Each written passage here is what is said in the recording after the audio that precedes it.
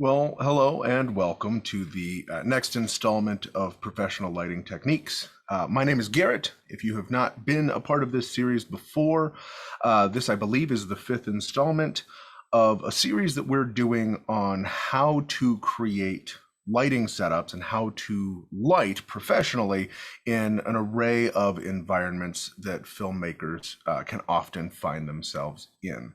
If you have not checked out any of the previous episodes that we have done, you can find those on Light Panel's webpage as well as on Light Panel's YouTube channel. I'm sure that they'll toss links in the chat over there. So stay for this one, but then when we're done here, you can go through and check out some of the earlier ones, because a lot of the concepts and things that we talk about from episode to episode are building off of things that we have previously talked about. So if you haven't checked those out, please be sure you do. Thank you, of course, for being here. If at any point through this discussion you have any questions, comments, concerns, that kind of thing, there is a Q&A module in the chat here, so you can put your question directly in the chat, or you could put it in the Q&A. I will do my best to keep on top of that. And then when we're done with today's demonstration, I'm then going to open the floor for open Q&A. So if you have questions about specific lighting techniques and things that you're working on, or general questions about fixtures, modifiers, and that kind of a thing, there will be a time at the end for that. But if you have questions throughout the duration of what we're talking about today, toss those in the Q&A, toss those in the chat, and I will do my best to answer those as we move forward. So first, of course, thanks to Light Panels for putting this on and allowing me to host this. This has been a bunch of fun, and I am looking forward to what comes next. Speaking of next, the next one that we're doing is going to be in August, not in July. So if you do want to sign up and register for that, you can go to the Light Panels page for that. Also, follow Light Panels and myself on Instagram. We post about when the next ones are coming up, what they're about, how that all looks, and everything like that. So hello from Munich and Mexico. Hi, Puerto Rico. It's cool to see people kind of from all over the place diving into this. Essex, love it. So today we are going to be diving into how to light tight spaces. Oftentimes, filmmakers find themselves in locations where they either don't have control over the locations that they're filming in, or the locations that they've scouted and are using are going to be relatively small. So we're talking, close walls, low ceilings, that kind of a thing. And what generally happens with a lot of filmmakers that find themselves in those positions is they have a hard time building contrast. Contrast, of course, is the dynamics of how our cameras register skin tones, light, stops of light. And if everything looks washed out and the same, it doesn't add any drama, it doesn't add any contrast, it doesn't add any production value to the things that we're creating. But of course, before we can dive into how we light a tight space, we should, of course, look at a short scene that we used, and in this case shot in a small hotel room, so about as tight of a space as you can find. So before we go any further, let's take a look at this scene. In front of you is a dossier. Open it. Your mission is to find Dmitry Petrov and detain him. New intel suggests that Petrov is already en route to the drop point. This is our only chance to take him by surprise. Be careful, Agent Mulder. He's considered to be armed and extremely dangerous. Watch your back. Okay, so just a short scene, something, that's very small, short, and concise, but it gives us a good idea of what we can accomplish in very small spaces. So again, this is a tiny hotel room that we filmed this sequence in, and we did it all, of course, with the Light Panels Gemini lights, which we're going to dive into and how we break that down. But before we look at that, just again, pay attention and notice the contrast on faces, right? So on our detective's face, who's in the room, one side of the face is about 3 to 3.5 stops darker than the other side, even though within physical space within the room, she was right up against a wall. So we're going to do is we're first going to talk about how we add light into the scene. And then the thing that we're going to talk about after that is how we subtract or remove light, because both of those are equally important. It's not always about adding more light to get the looks that we want. In fact, a lot of times it's where we strategically remove light that takes the light that we have put into place and makes it behave the way that we want it to. So the first light that we used in the space was a 1x1 Gemini Soft. In fact, this is the only light fixture that we used in the main room, and we put a 3-foot lantern or octo lantern over the front of it. And the reason why we used this style of modifier on our fixture is because I wanted that light to evenly cascade across the entire room and not look like it's very focused or very pointed. Oftentimes, when we don't use the right modifiers, we don't get the light to behave the way that we want it to. And understanding how light modifiers affect a fixture and how those light modifiers then, of course, can be used in a narrative way, we can then determine what modifiers we should use with what fixture to get the desired look that we're going for. So in this case, we have a 1x1 Gemini Soft, which is an incredibly tight, compact, and efficient fixture. And it's so bright that in a small room like the hotel we were in, we were only using that fixture at 50% of its intensity, which is quite remarkable that we're able to do that, because with a lot of other fixtures, especially panel fixtures, we oftentimes don't see that kind of output, which then doesn't allow us to get the light that we want out of a fixture. Something I tell my film students all the time is that, of course, you should always buy the brightest, most accurate light your budget can afford. So whatever that budget is, those are the fixtures you should be going after, because anytime we modify a light, in this case using that lantern, right, we are going to be losing either the spread of the light or we are going to be losing the intensity of that light. And if you don't have a fixture that's bright enough, we can't modify it however we want, because of course we then have to take into consideration that brightness.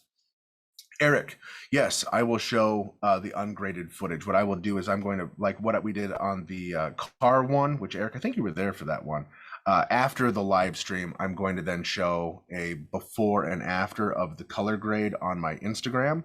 The live stream here doesn't always show the color the best, and you can kind of get a more accurate representation of what the color looked like before and after on Instagram. So if you want to see that, that's going to be over there. You can find me at Garrett Salmons. That's where you'll be able to find that stuff.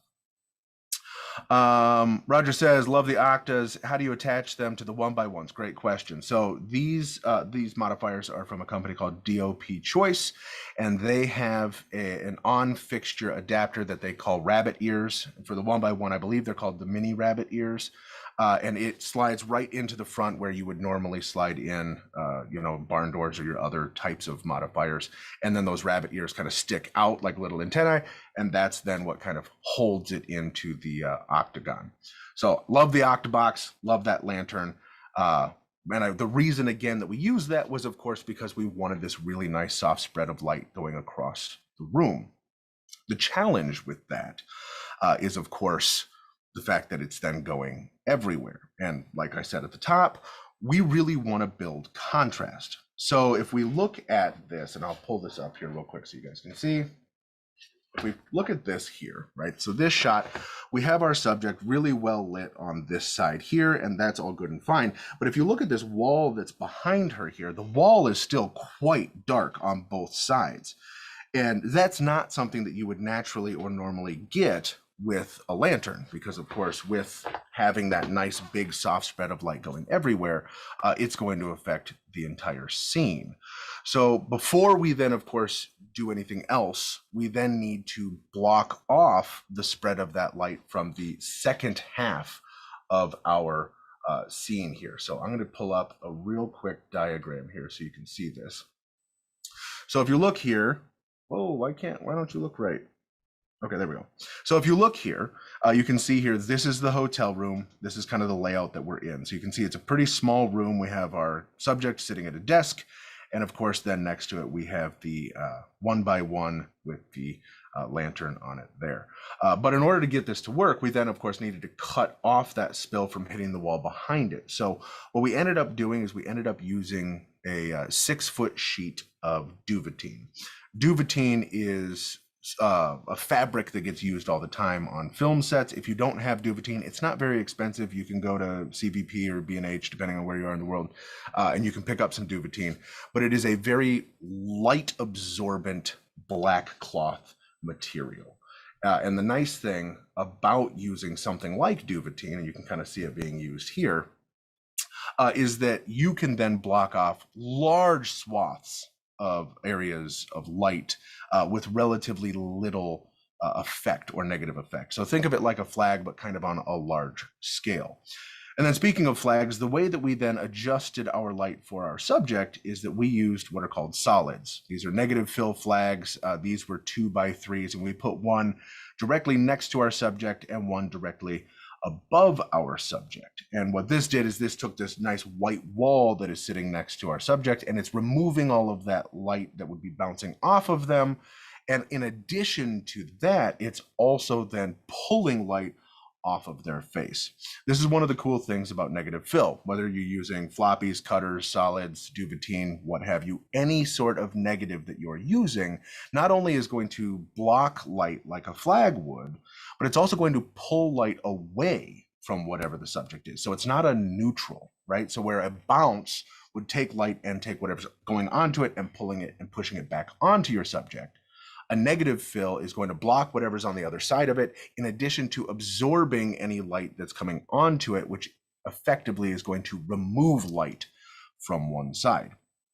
This is very, very important when we're talking about filming in small spaces, right? Because if I added that 1x1 on its own with the big lantern on top of it, we're then getting equal light everywhere, and we're going to have no contrast because every wall and the low ceiling all act as built-in bounces in my environment.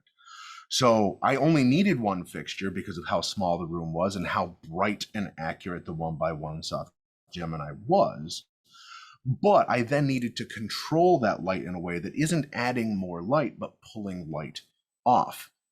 So if we look at this diagram again here, right? So we come here, this is our original setup. This is then with the lantern. This is then the duvetine, which is blocking off all of the light off of this back wall behind them. This then leads us to our background, right? So in the background, oh, hold on here, we got a question here.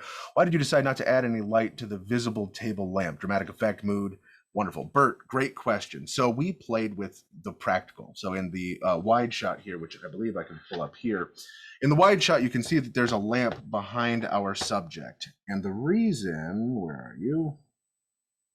Here we go.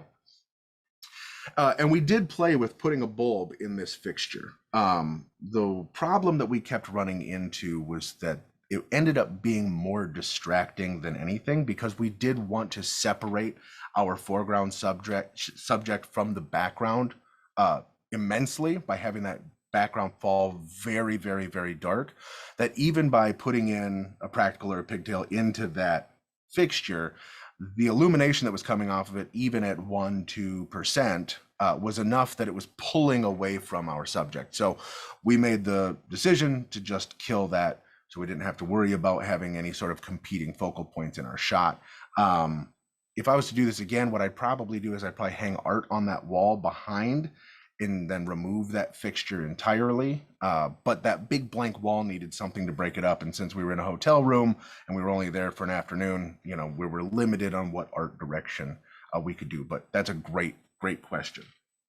Okay, so then the next piece that we have, of course, is when we have the antagonist of our scene arrive at the very end and kind of open the door behind our subject. We have kind of two things that are happening here, which of course this all happens right here. It's a little dark in the iPad feed, so I apologize. It'll be a little lighter when we go back and we watch this sequence again. But as they open the door, we wanted light to catch that door to just draw a little bit of attention to it. Again, we didn't want to make it so bright in the background that it's competing focus. We still wanted our antagonist to feel mysterious, removed, in the shadows, right? Dark. But as we open the door, we want to draw attention to that fact. And the way that we did that was by going in and adding a 1x1 Gemini in the bathroom. You can see kind of on the bottom right corner there, there's that secondary room. That is the bathroom. And in here, we took a 1x1 Gemini. We didn't add any modifiers to it, and we pointed it up into the opposite back corner. And this is a technique that gets used a lot, and it's something that I highly recommend. If you need a light just to give a wash, just to give a really, really nice fill, a thing that is very, very easy and smart to do is to take that fixture and point it into the corner of the opposing wall from where you're trying to light. Because if you point it up into the corner, you're then going to be using the two walls and the ceiling as a wraparound bounce. So it's going to seem far less directional. The spread is going to go out a lot more efficiently, kind of more so than you would just with a traditional modifier. And it keeps the footprint of that light really, really small. So by taking a 1x1 Gemini, pointing it into the opposing corner of the room from the door, allowed us to illuminate that bathroom in a way that was soft and even. So as the antagonist opens the door in the background, there's just a quick moment where that light catches that door. So we see that door as it opens. And so that was the purpose of this light here. Jonas, we'll get into focal lengths here in a second. That is a great question. I loved the lenses that we used for this. So we will talk about that in just a moment. Thank you for bringing that up. So you can see here the Gemini's in the corner. It's bouncing then light to catch the door. And then we have this antagonist who's in the doorway behind our subjects. And for them, we actually just left the practicals on in the hallway that was behind them.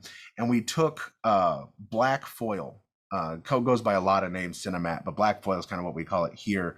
And it's a very heavy duty, heat resistant industrial tin foil or aluminum foil, but it's wrapped in a matte black coating on both sides. And you can use that with all sorts of light fixtures to treat it like a flag to block out light. So we actually used this black wrap, and we wrapped up a ton of the practical hallway lights that were in the hallway, with the exception of the one that was hanging out right over the door. You can kind of see that here. What that did is that just acted a little bit like a crown light, a little bit of separation between our subject, in this case, the antagonist, and then their background. And the nice thing with the placement of that practical was that with that black wrap, we were able to control the direction of it. So it didn't come down in front of their face, but it was much more kind of behind them, just giving them a bit of an outline while still allowing them to be in silhouette. And then the good news is that the way that the door opens, which you can see here, then blocks the light coming off of the bathroom from falling onto our subject. So it really allows that antagonist to still be ominous while being able to actually see them within the space. So to get to Jonas's question here, let's talk a little bit about the lensing for this. So the other tricky piece is when we're filming in tight spaces, of course, and then we actually have set design in addition to lights and modifiers and all of that like this here. It really limits where our camera can be, and it limits what our camera can see, because again, we want to be as efficient as possible on a film set. So we want to eliminate as much downtime as we can. This is again why we talk about lighting spaces and not faces. If we can light an entire space and have our subjects move through it, that's going to prevent us from having a lot of downtime. Whereas if we just are lighting individuals, that then is where things get a little tricky. So the two things that we had to keep in mind when lensing this project was, of course, where were we going to drop our line? The 180-degree line, right, that we couldn't jump. So then that way we knew where we could put our fixtures, and then how wide we were able to actually get. So for this, and I'll pull up a couple of these shots here so you can kind of see the differences here. We used the red Komodo as the camera that we filmed this on. And then in addition to that, we used vintage Leica lenses for this. So there are a couple of really, really close shots like this shot here, which is a nice macro shot, and also this shot here, which is again a really close macro shot as well. For these two shots, we used a 60 millimeter macro lens. It's a Leica R lens that was kind of living in the world of like an f2.8. We can get really, really, really close to our subject and get really, really fine details.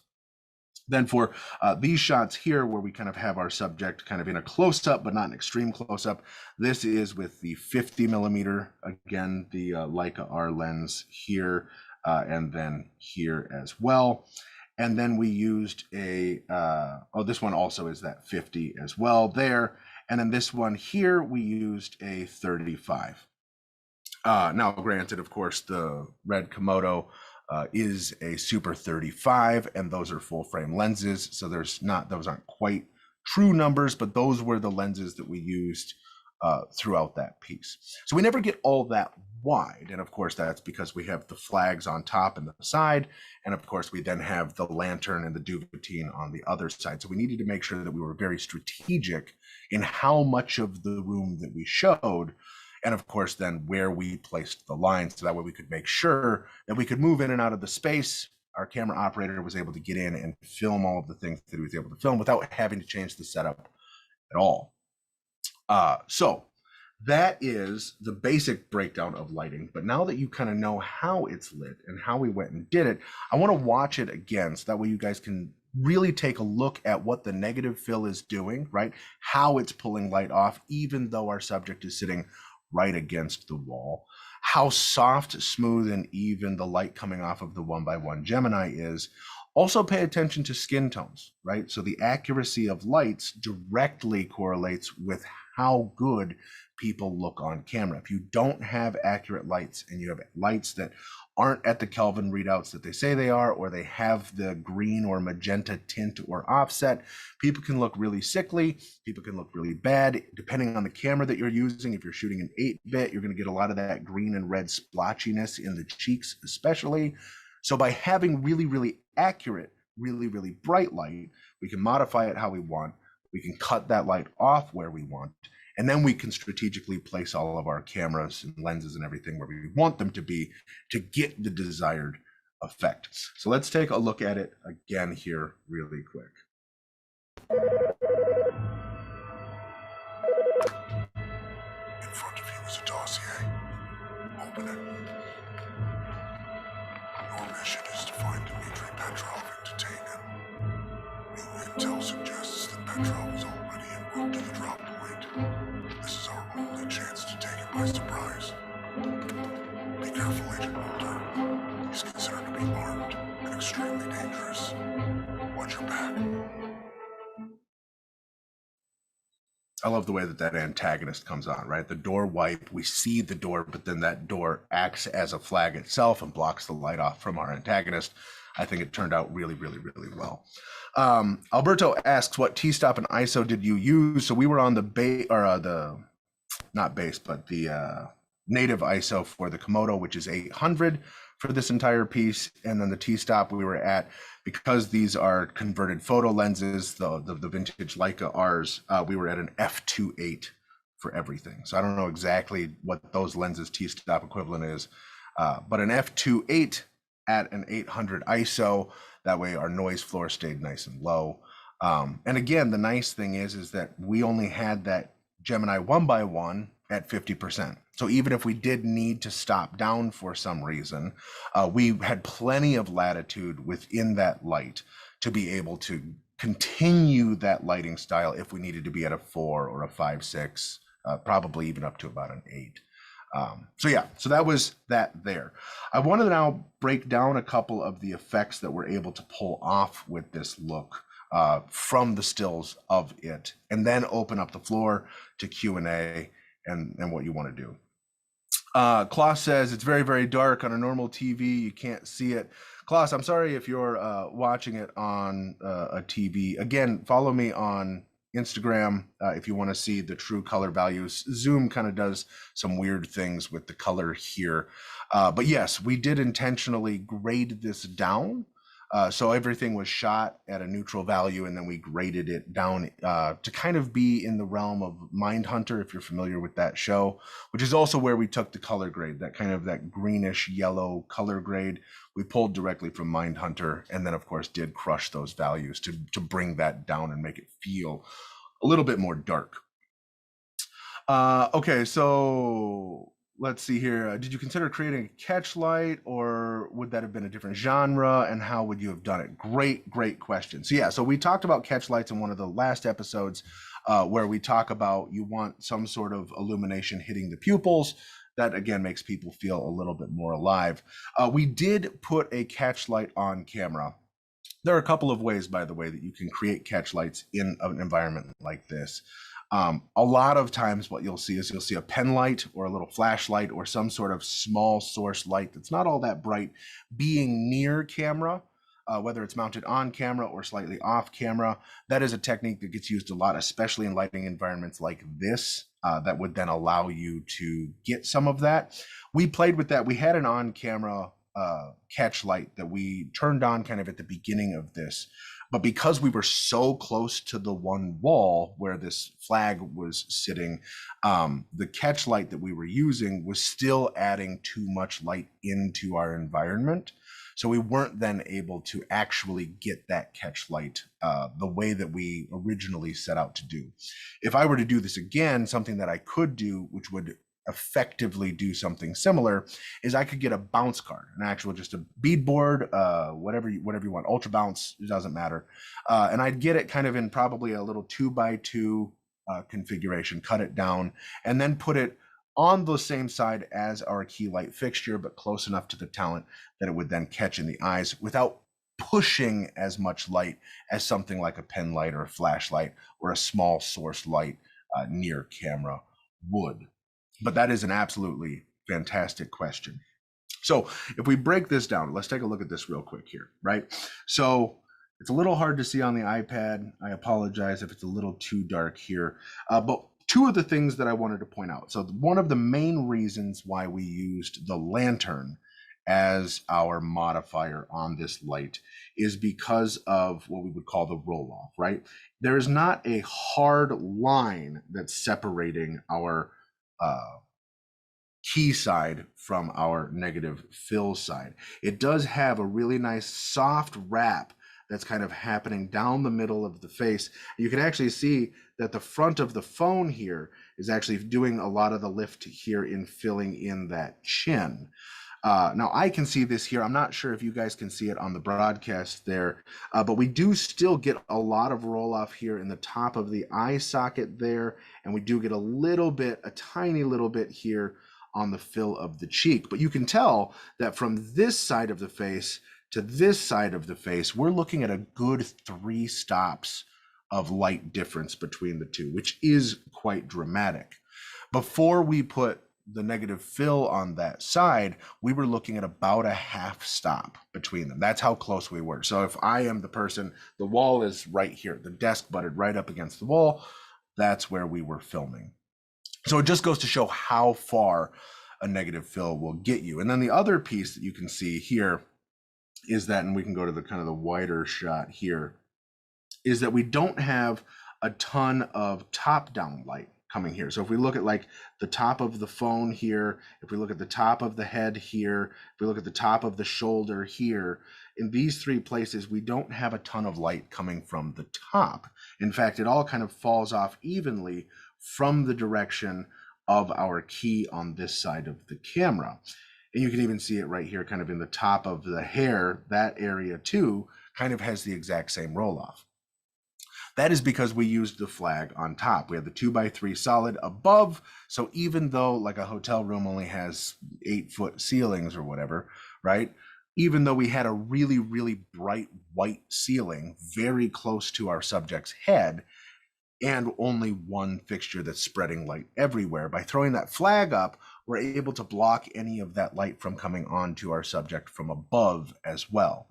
So when we're filming in tight spaces, we not only need to be aware of where we can place stuff, but also what effect does every surface have, right? Every single wall is in play in terms of how it affects our lighting. The ceiling is in play. The carpet is in play. The smaller the environment that we're in and that we're filming in, the more the surrounding area has a direct impact on our subjects and the things that we're filming, okay? So then again, I want to come here. So if we look at this shot here, again, we have really, really good lighting on our subject in the background. So even when they're nice and soft, I'm still able to get a really good idea for the image that we're looking at, right? And that lantern helps us, or keeps us rather, from making the light seem too terribly directional, right? So in this case, we have an assumed light, which is an off-camera light. We're not modifying or projecting an existing light that's within the space. And so we really didn't want this to feel like it's like super, this is the light, it's right here, this is what it's doing. It needed to be a much more implied light, like it could be a window or it could be a fixture somewhere else in the room. So the nice thing about filming in tight spaces is that you don't need nearly as many fixtures. You don't need nearly as many modifiers, right? Some of the setups that we're looking at, we're using dual arrays, we're using quad arrays, we're using 2x1s and 1x1s and 1x1 softs and 1x1 hards. We're using a ton of fixtures to light much larger spaces. And when we talk about scaling that down into small spaces, we need a lot less, but that's why having control and understanding how to modify or adjust the behavior of those lights is so valuable and so crucially important. So again, adding light is as important as removing light. If we don't understand where and how to remove light, it doesn't matter how many fixtures we're going to have, we're not going to be able to get that to work the way that we want to in terms of building that contrast.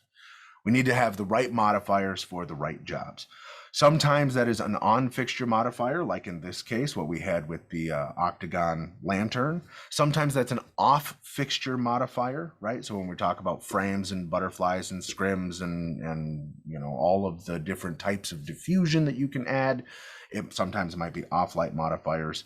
But either way, understanding how each of those modifiers affects the way that the light behaves, because that's really everything. If you have a light that's bright and you have a light that's accurate, the only thing then that matters is how you get that light to behave, right? The way that that light plays and dances within the scene makes all of the difference. And the modifiers are the things that allow you to get that to do what you want it to do.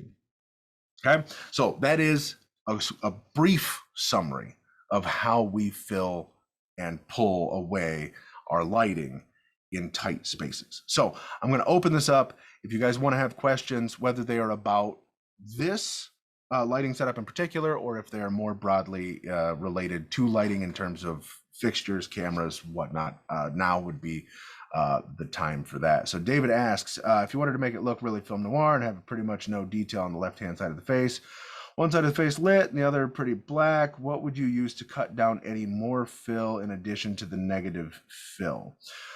So if we wanted to cut down even more, right? So with a film noir aesthetic, the film noir aesthetic is a little different from this in that film noir, primarily, especially traditional 1930s noir, uses a lot more direct or harsh light. So the Gemini 1x1 soft that we used for this would be, it's a great fixture, but it isn't necessarily the type of light that you would use in a noir, as much as like the 1x1 hard or the 2x1 hard would be a light that would give you a lot more pointed source. But to your point, if we wanted to even add more contrast, if we wanted to fully black out one side of the face, all we would need to do would be to increase the size and scale of that negative fill. So we use two 2x3 solids, but if you used like a floppy cutter and you used an 8x4 floppy cutter, that would get you over the front and down the side, and you could increase the surface area of that negative fill, that's going to pull more light from more space, and it's going to draw more light off of your subject. Because again, the thing to keep in mind with negative fill, whether it's duvetine, floppy cutter, solids, doesn't matter. Not only is it blocking bounced light, but it's also going to pull light away. So the more surface area that we have of a negative fill, the more dramatic that is going to be. And if you want less of it, by the way, you also don't have to use solids. That's where things like scrims would come in handy, because you then aren't blocking out all of the light, but you're just stopping down the amount of light that's getting bounced or pushed through. So you could use like a full stop, half stop, quarter stop of scrim, and that would do effectively the same thing, but at a much less intense way of doing it. Jonah says, what's the crew size and how much time did you take to do the setup? Great question. So we had 5 people in the crew on this one. So we had makeup artist, myself, the cinematographer, and 2 PAs. And then, of course, we also had the behind the scenes folks, the people who were filming us do this. But that was the crew that we had. And then, of course, we had 1 talent. We then filled in with a PA as being the antagonist in the background because we couldn't see them. So we just threw a body up there and that worked totally fine. We pulled the hotel room as a favor. The hotel was a client of mine on the business side. So they allowed us to use it. We were in there for a total of 3 hours. So it probably took us about an hour to an hour and a half to do the setup between trying to move all the furniture in a hotel room. So we had to like move the couch out of the way. We had to pull the coffee table out of the way. You know, we had to like flip furniture onto the bed. Don't tell the hotel we did that, but we, you know, had to clear out all of that space. And then once we gave ourselves a little bit more room to play in within that room, then we had to figure out how to cut out, you know, those lights. We knew generally going into it that it was going to be the lantern that we were going to use. We knew we were going to be doing a lot of negative fill. We just had to get into the space to really see how that light would play in order to make those decisions. So in total, I think there was 8 people in the hotel room at any given time, between the folks filming us filming and then us doing the filming itself. Okay, so Bert says, I like your choice of cuts versus short truck left versus the antagonist. You consider motion for tension in the scene. Yeah, so we shot actually quite a few alts for this. So we did one where we did a slight pivot where we would go through and kind of parallax over in a tracking shot as the door opened. But what we ran into is that by adding that movement, we were losing the light coming in on the door, because that movement inherently blocked the swing of the door opening to make those beats kind of work without feeling forced. So we filmed it, I mean, and I've got the footage of it, but it just didn't snap in the same way. And what really brought that whole thing together was in the sound design, where we added the squeak of the door as the door was opening, which drew just enough attention to that as the light hit the door while it was opening, it made kind of that stunt work without making it feel contrived. But yeah, great question on that. Let's see here. So am I caught up on questions here? Wonderful. Okay, so I'm caught up on questions. If you guys have any more questions, feel free to chime in, again, whether they're related to this specific scene or if you're setting out to film something and you want tips and tricks on how to do that, how to get the most out of your lights with your cameras. I really want to open the floor to make sure that I'm steering this and future episodes into pieces of conversation that you guys want to talk about, right? So we're filming a couple more. I believe that the next one that we're doing in August is how to create the natural light effect. There's a whole trend online, and if you've spent any time on Instagram or TikTok or whatever, people are conflating the idea of natural light and available light. When you're watching movies and shows and things, natural light is never available light. We're modifying the hell out of the light to make it look natural. Natural just means non-contrived, but very rarely, if ever, are we not doing anything to the light, because truthfully, nobody really looks good. So that's going to be the next one. And if you do want to see what we film for that one, make sure that you register for the next session, because that's the next thing that we're talking about. Doug says, I joined late. Can we see the example again? You absolutely may. Let's get into this. This is the example that we are talking about here.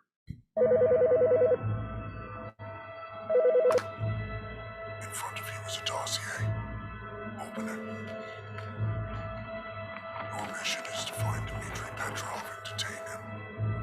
New intel suggests that Petrov is already en route to the drop point. This is our only chance to take him by surprise. Be careful, Agent Mulder. He's considered to be armed and extremely dangerous. Watch your back. Right, so that's the short scene. Roger's got a great question here. Roger says, do you prefer to shoot at 3200 or 5400, or do you find there's a difference with how it affects other objects in the scene? That is an absolutely marvelous question. So, of course, we have our Kelvin scale. 3200 is kind of considered tungsten, and then somewhere between 54 and 5600 is considered daylight. Many fixtures give you one or the other, or are bicolor lights that kind of get you in that scale in between. One of the nice things about the 1x1 Gemini lights, well, the entire family of Gemini lights, is not only do you have full Kelvin control of the entire Kelvin spectrum, but you also have offset or tint. So you can adjust for magenta or green shifts anywhere within your scene.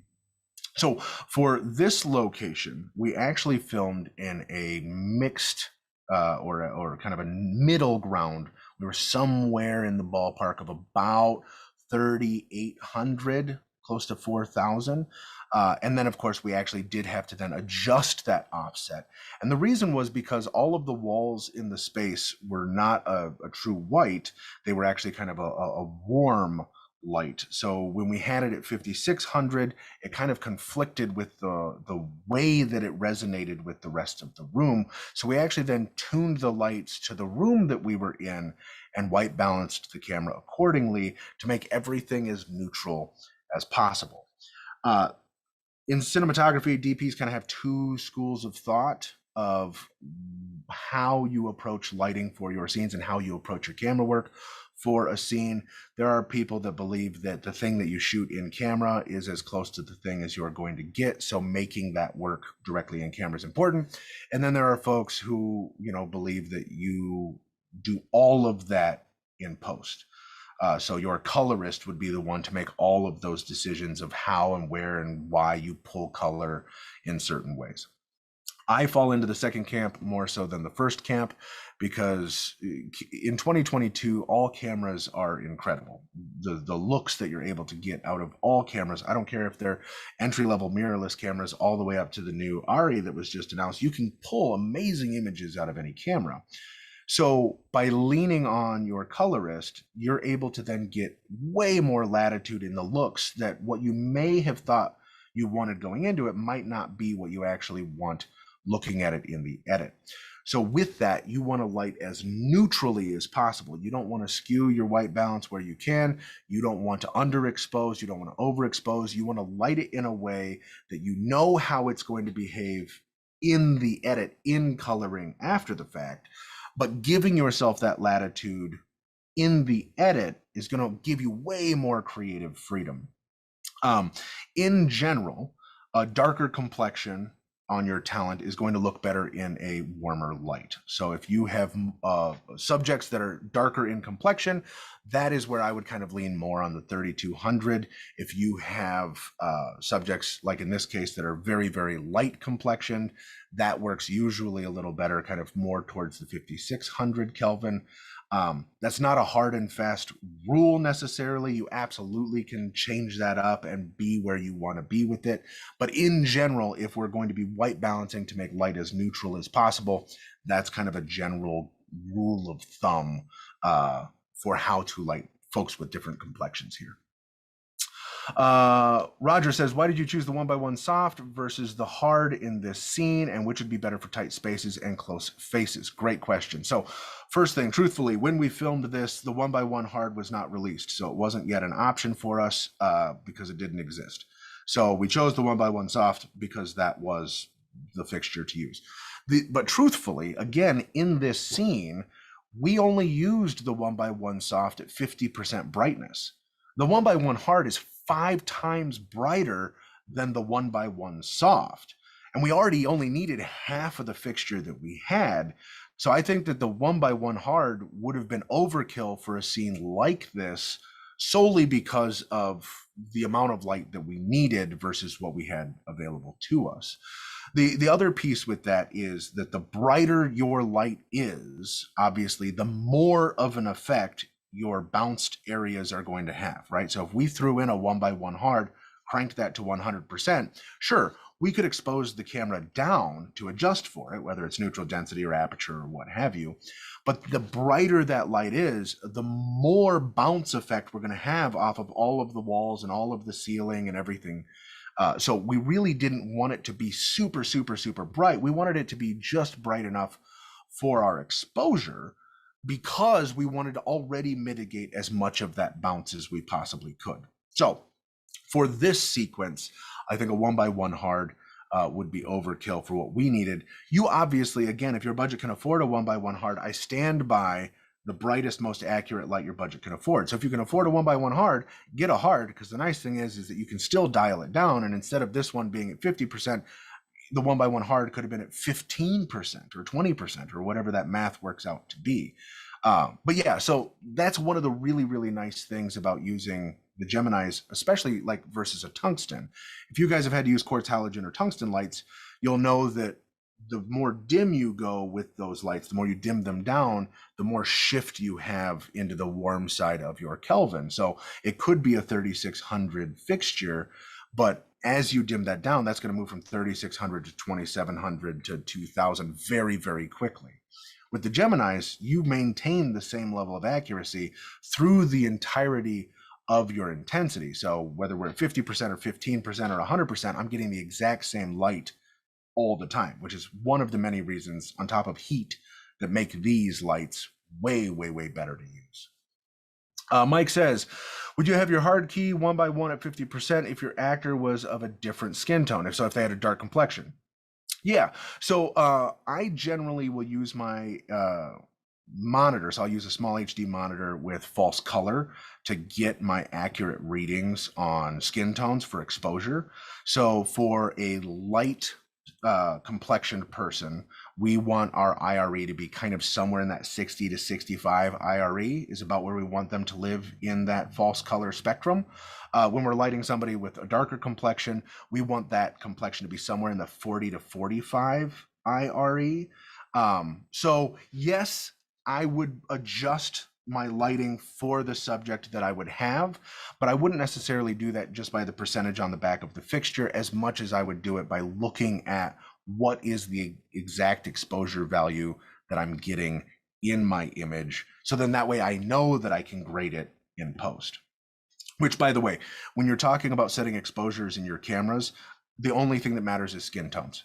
When you're looking at people, when you're filming people, the only thing that anybody cares about is eyes and face. So if your eyes and your face are illuminated and exposed properly, literally the rest of your image does not matter, right? So if you're using an older camera that has limited dynamic range and you expose for the skin and the sky is blown out, right? Or the shadows are crushed in the environment around them, your general audience member is not only not going to notice, but is absolutely not going to care. If we don't set our exposure values to faces correctly, that's then when people start to notice. So don't worry about if you have a camera that's like 8-bit or if you have a camera that has a limited dynamic range. Just set your exposure and your lighting to make sure that people's faces look good, and the rest of it does not matter. Truly does not matter.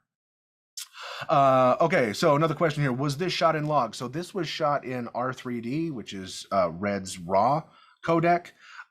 So no, yes and no. RAW is not an image-based system at all. It's literally just sensor data that then you can go in and post and do anything that you want to. So your white balance isn't baked in, your ISO isn't baked in.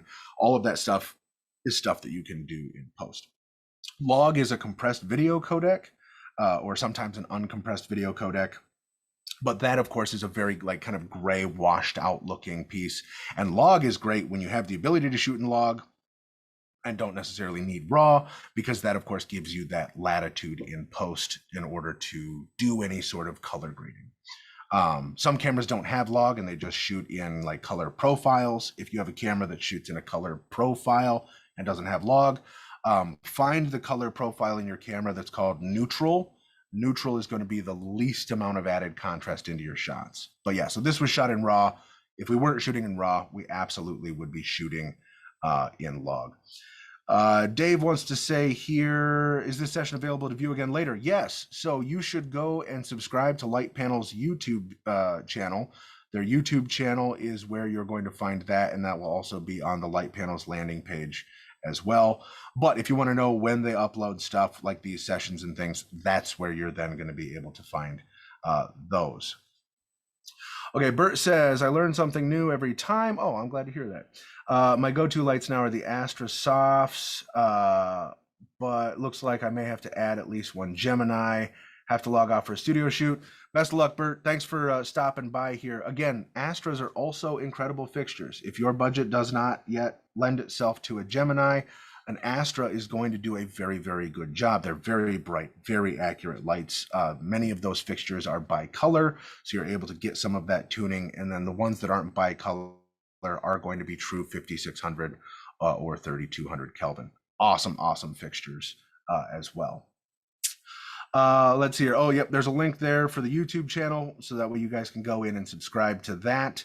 Let's see here. If you wanted to give your imagery a particular color cast for a specific effect like 7, for example, the green fluorescent color, can you dial that in directly on the lamp to match a tube? Yes, right. Absolutely. So fluorescent lights are green fixtures, so there is going to be a green cast to all of those lights. You can directly within the Gemini dial in green to any Kelvin value, right? That's that tint or offset that we're talking about. You can push it magenta, you can push it green, and you can adjust exactly how much you want to do. So if you find yourself in a location that has lights that you don't have control over, right? So you're in an environment that has T8 fluorescence, you're stuck with those, you now need to match that light. Without question, you can perfectly match your Gemini to existing lights in the space. I take my spectrometer, I get a color read of the available light, it spits out exactly the Kelvin value and the offset or tint, and then I'm able to dial in that Gemini to match that perfectly. For my workflow, I usually add that in post. So again, I'm the neutral guy that then adds that green yellow tint after the fact, because it's way easier to add in color cast than it is to pull color cast off, right? So if we did shoot that with a color cast and it was baked into our image, and then we wanted to change directions, we would then have to color correct before we could then grade. And the more you have to correct, the less you can grade and the less latitude you have. So for this, I shot it everything as neutral as possible. And if you follow me on Instagram later today, you'll be able to then see what we shot versus what the final color ended up looking like. And that's because I knew I wanted to really pull some of those colors apart to get that overall look. Okay, so we have about 5 minutes left. I got about enough time for one more question. If you guys have a burning question, toss that in. Otherwise, we're going to start wrapping this up here. Again, subscribe to them on YouTube. That's when you'll see this thing come out. Follow me on Instagram, follow them on Instagram. That'll be when we talk about when the next ones are coming out, what those all look like, the things that we're going to be covering. All right, Sharon says, how much stronger is the Gemini than an Astra? That is a great question. So it also depends on the Gemini model that we're talking about here. So I know for a fact that the Gemini 1x1 hard is brighter than the Astra 6X. And if I'm not mistaken, and the Light Panels team, you guys correct me if I'm wrong on this one here, I believe that the Gemini and the Astra, the Gemini 1x1 soft and the Astra are comparable in output. So the 1x1 hard is going to be brighter, and I believe that the 1x1 soft is going to be comparable with the Astra. But also, there's a bunch of different fixtures within the Astra line. So there's the soft, the focus, the 6X that you can go, and those have different value settings and things depending on whether they're bicolor or single color output and those kind of things. I'm usually a big fan of getting bicolor lights if I'm not going with an RGBWW light, just because it allows me to tune things into the environment a little bit more. But that's personal preference. If you're locked into shooting daylight or locked into shooting tungsten, that's entirely up to you.